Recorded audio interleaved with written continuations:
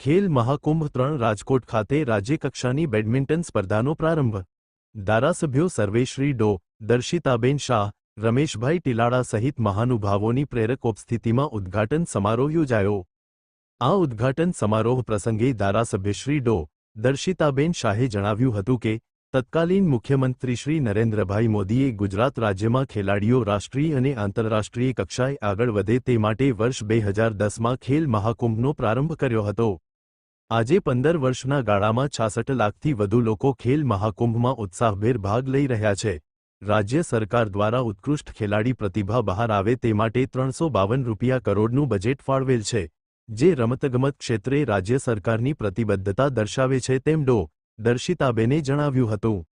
આ તકે ધારાસભ્ય શ્રી રમેશભાઈ ટીલાડાએ રમતગમતનો વ્યાપ વધે તે માટે ખેલ મહાકુંભ જેવા આયોજનો જરૂરી હોવાનું જણાવી કહ્યું હતું કે પ્રધાનમંત્રી શ્રી નરેન્દ્રભાઈ મોદીએ ખેલ પ્રતિભા બહાર આવે તે માટે રાજ્ય પૂરતું સીમિત ન રહેતા કેન્દ્ર કક્ષાએ પણ ખેલો ઇન્ડિયા જેવા વિશાળ આયોજનો હાથ ધર્યા છે।